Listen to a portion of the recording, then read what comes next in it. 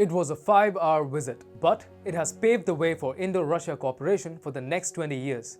Despite a jealous USA's best of attempts to isolate Russia, India has embraced Moscow. Prime Minister Narendra Modi has put on grand display his unique friendship with Vladimir Putin, and Joe Biden is seething with pain. He can't sanction India. He can't scold India. All he can do is threaten India. But India does not respond to threats. India gives back in terms of heartburn, some serious heartburn.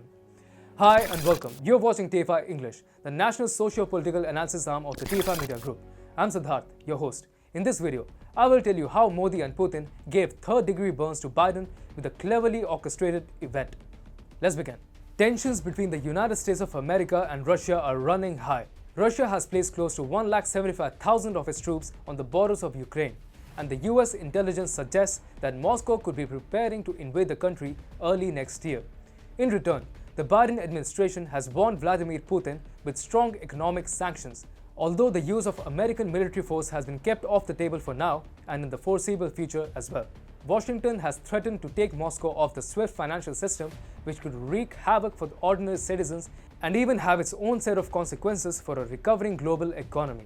Russia needed an immediate image booster. Importantly, Vladimir Putin has not stepped out of Russia ever since COVID-19 pandemic set in, except for when he flew to Geneva for a summit with Joe Biden.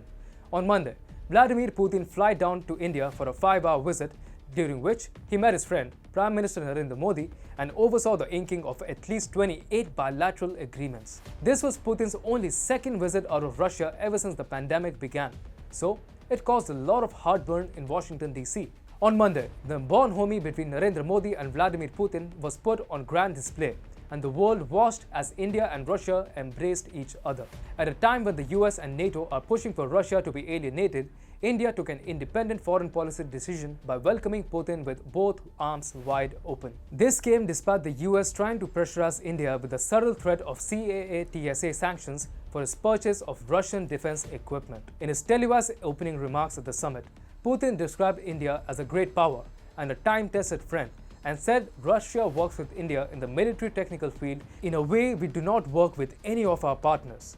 On his part, Prime Minister Narendra Modi said that this was Putin's only second foreign visit since the start of the COVID-19 pandemic and that it reflects his personal commitment to bilateral relations. PM Modi also said that the India-Russia friendship has remained a constant despite many fundamental changes on the world stage, and the two countries have cooperated closely while paying close attention to each other's sensitivities. As is widely known, Russia has begun delivering the formidable S-400 air defense systems to India this month. As deliveries begin, the threat of Washington, D.C. imposing sanctions on India under the Countering America's Adversaries Through Sanctions Act remains, although the chances of Biden actually growing a pair and imposing them are bleak. Nonetheless, Russian Foreign Minister Sergei Lavrov said the US tried to strong-arm India into opting out of the pact, but New Delhi went through anyway.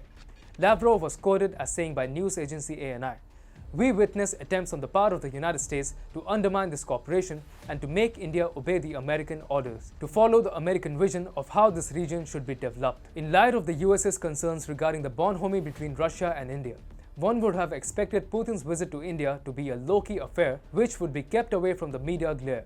However, the 5-hour visit of the Russian president was orchestrated to be a grand event which global media is now talking about. The consensus between Moscow and New Delhi seems to have been clear: make the United States uncomfortable and jealous.